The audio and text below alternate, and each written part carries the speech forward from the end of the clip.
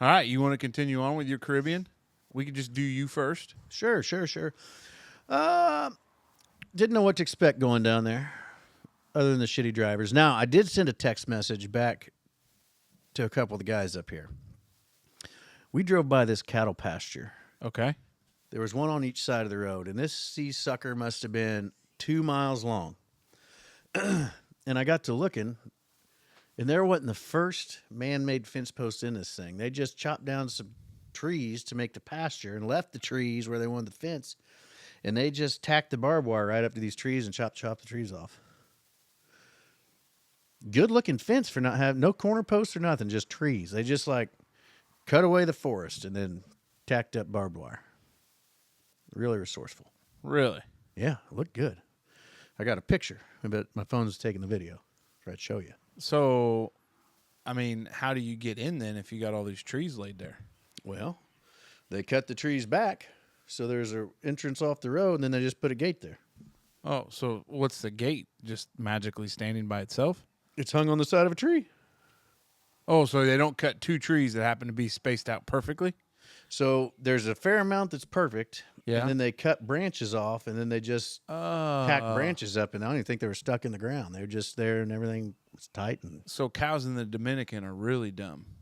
skinny, too. Real lean. Didn't see a whole lot of fat people there that were native. Now, our butler guy, You had a butler? Oh, yeah. And look at how he said that. Oh, yeah. Oh, now. Oh, yeah. Oh, now. Oh, now. Oh, now? Well, it's like Ignacio, but he's told us his name was Onal, and that was on his name tags. That's what's saved in my phone as. But Wait. You have O'Now's phone number? his WhatsApp, yeah. His WhatsApp? That's how we communicated every morning when he'd let us know what the activity Oh, was. Mr. Dave, are you awake? He'd wait till like 9. He was He knows. about it, yeah. He probably makes more money on the island than most. But I'm going to tell you right now, he's built like us, and he is a black, like super dark guy.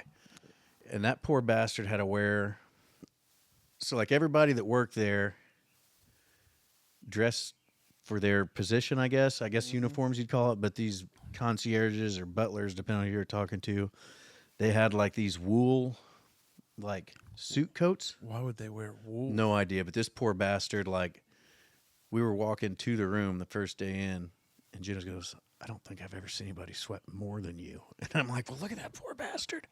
You know, like he's dressed up in a daggone army blanket and 97 degrees out. And that's what he has to, like, do they not have cotton jackets they could wear? It looked wool. I mean, it was heavy. Like, well, I guess it kind of looked like felt. I assumed it was wool. But yeah, so slack pants, and then like he wore a t-shirt under the jacket, but then that heavy ass jacket. I'm like, good grief, man! Like Like, what kind of T-shirt? just a t-shirt. Oh. Some days it was blue, some days it was yellow. Sorry, SOB works 14 days in a row, 12-hour shifts ish, hour drive to and from work every day, then gets 3 days off, then back for 14 more. So he stays at the resort. No. That's what I asked him. He's like, oh, no. He's in his picture, his profile picture, whatever, on his phone when he texts you. Yeah. I'm assuming it's his daughter. Or he's probably not a very good guy like you seem to be. Hoping it's his daughter. But I'm assuming he's got a family really life. young wife, Odeo. So- I just turned 15. But yeah, he Huh? said he drives an hour to and from work every morning and evening. So I was like, you got 14 hours in every day? He's like, more than that sometimes. He's like, 12 hours is like the target. But yeah, 14-hour days in a row, then 3 days off, and then does it all over again. My goodness. Wild. That's terrible. Yeah, and he just seems so damn happy all the time. They all seem so damn happy all the time. Everybody that worked there is just happy.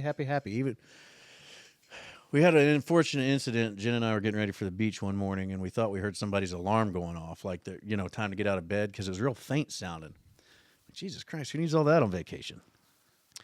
Well, she's getting ready. I was already ready, so I was kind of waiting by the door anyway, and I hear somebody coughing. I'm like, what the hell? So I open the door, and smoke just starts pouring in the room. Oh, shit.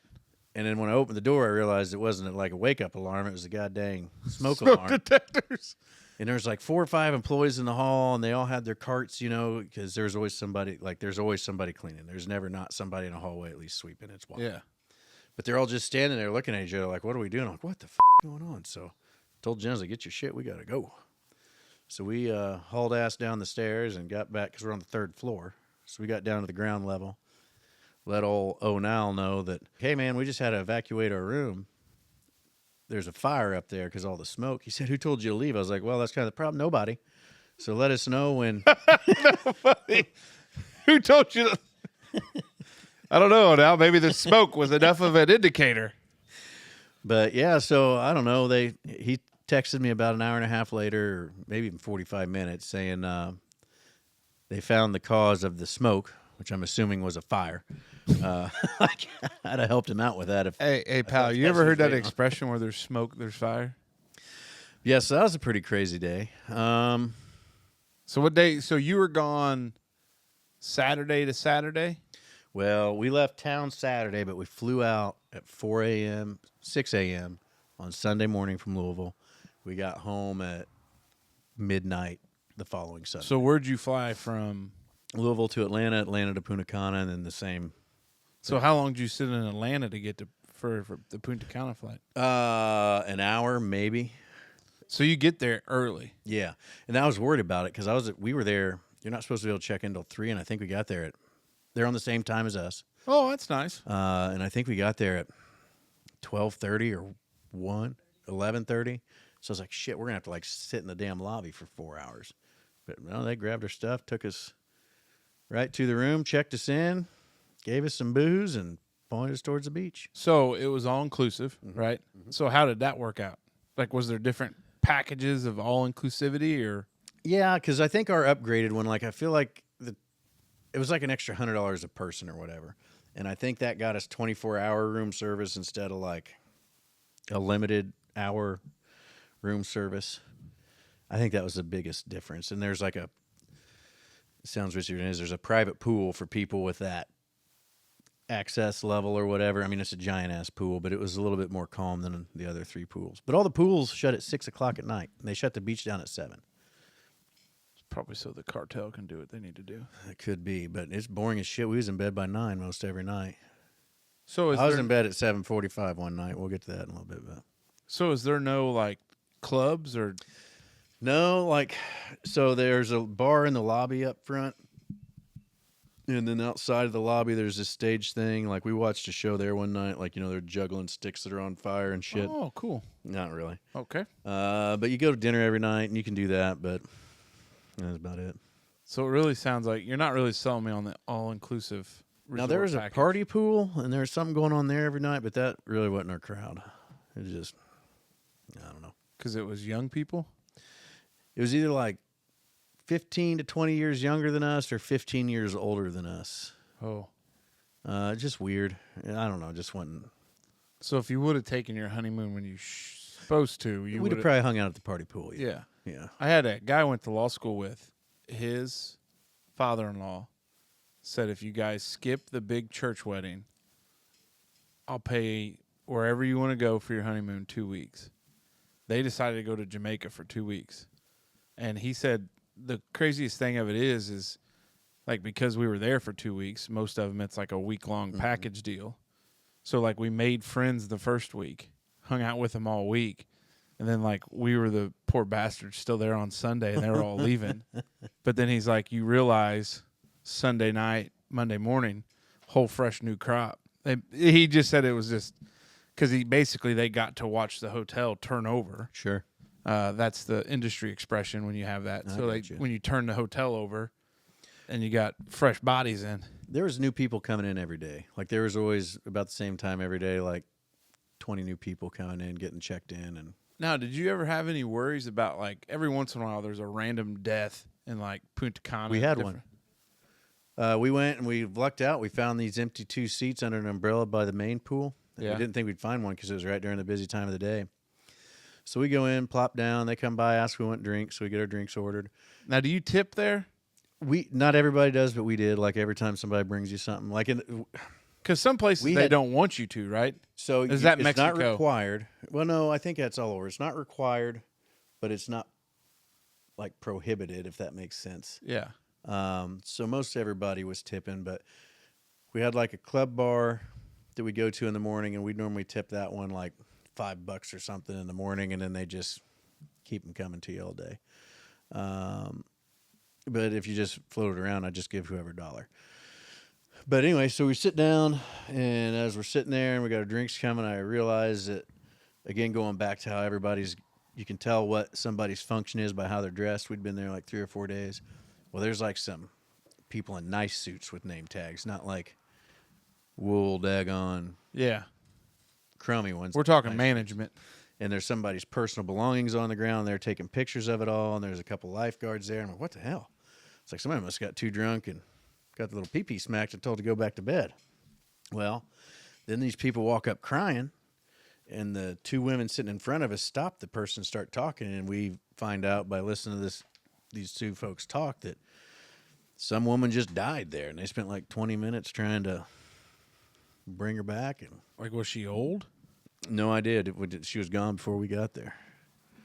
We missed her by however long it took to document her possessions.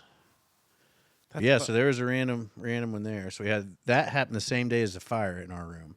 So at this point, when did you start worrying? Well, I know everything comes in threes, but the day before I'd had an incident that could have potentially been hazardous had it been someone else. We went on an excursion off the resort. Did you get raped by a dolphin? No. Okay. Could have happened, though. We were on a party boat, and, things happen when you party on a boat, and I really think it was just a rough seas. I was on the bow of the boat socializing. Big social maybe buzz. dancing a little bit. Oh, doing a little shimmy. And that song by Outkast called Rosa Parks come on, and I spun around quick in excitement to have known the song coming on the radio. And that was right at the same time that I think he turned and we hit a wave, and I hit the safety rail and right into the drink. No! Did somebody scream "man overboard"? They threw me the lifeline, and everybody but Jenna panicked. I Jenna grabbed goes, the rope. "Let him drown! We got good insurance." I grabbed the rope, and they acted like they were going to pull me up. And I was like, I don't think so. Like, ain't enough of you. I was like, just drag me to the beach. They're like, no, get on the boat. And I was like, well, stop the motherfucker, and I'll shimmy up You're the still ladder. doing mock Jesus, so they want you to climb up. But yeah, it was probably like an 8-foot fall to the water. How'd that feel? I don't know. It's fine, I guess.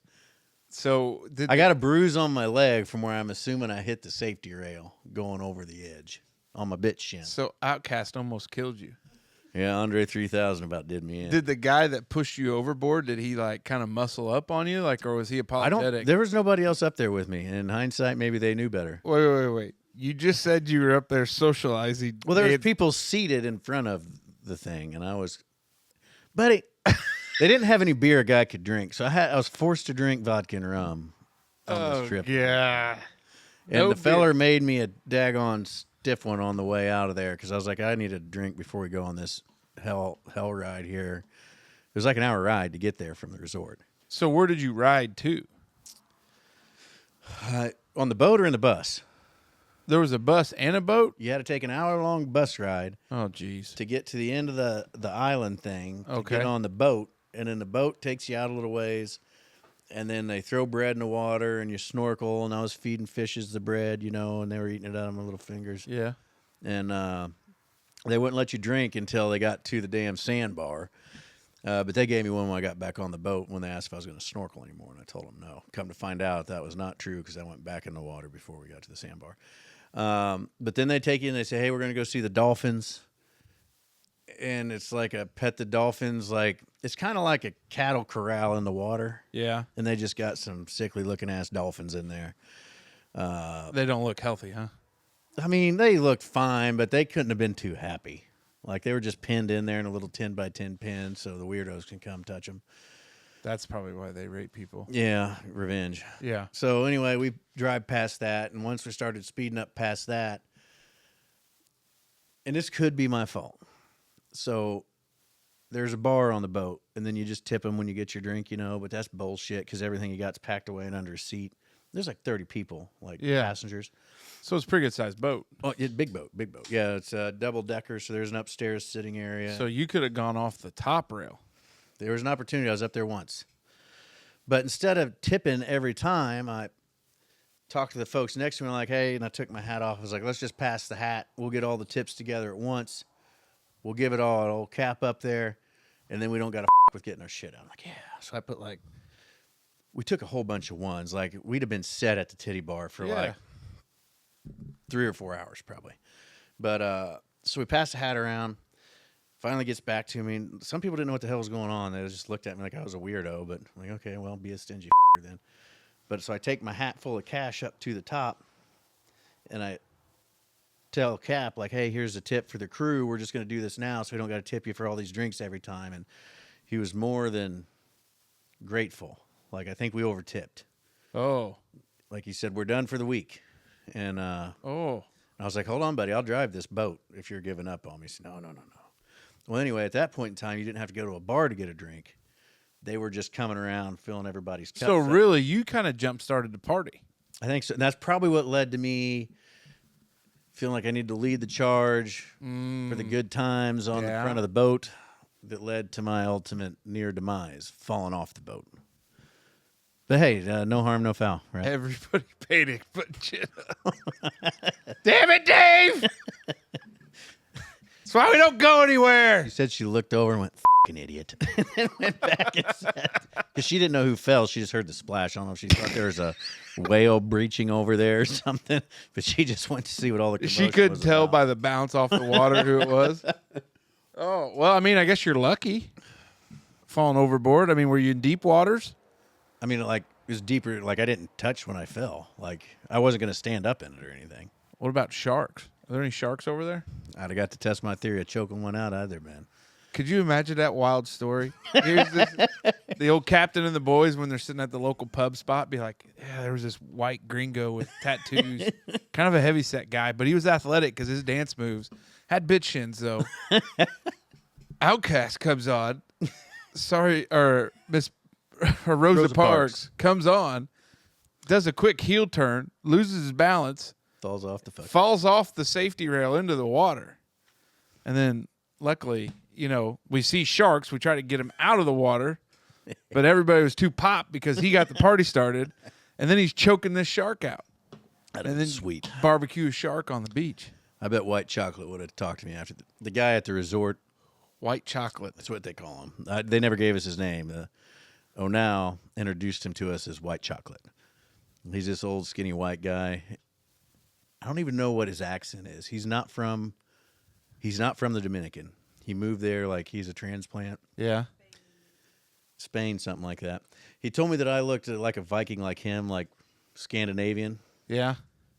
I don't think either one of us looked like Vikings, but he was really convinced that we were both Scandinavian. So what was White Chocolate's job on the property? So on the property, he's employed by Sea Pros, which is a company that took us out, Sea Pro Divers. Yeah. But on the resort, he does like the snorkeling lessons and the scuba lessons in the pool, and then orchestrates all the water activities, on the resort and the beach there. But I was waiting for him to come because I was nervous. I was like, hey, do you know this guy that's driving? He's like, yeah, that's Raul. I'm like, I know it's Raul. It says on his shirt, but is that Raul? Like, is this dude going to get us? He says, oh, don't you worry. It's like, well, I'm worried. And then, I wasn't worried when I got back. But So did you do any other excursions? Nah, that was it. That was probably enough, though, huh? Freaking man overboard. Man overboard. But did, you recover? Was it like a puke and rally? I mean, yeah, it didn't take me long to get on the boat, and then somebody handed me my cup back. I dropped it, luckily, on the boat or something, because somebody handed it to me when I came up the ladder. What a freaking boss move. You go overboard, survive a shark attack. Well, no climb. sharks. Well, we're just telling the story. Got it. Facts don't matter here. Climb up on the boat, and then you got your cocktail back in hand. Was Rosa Parks still playing? They kind of killed the music there for a minute.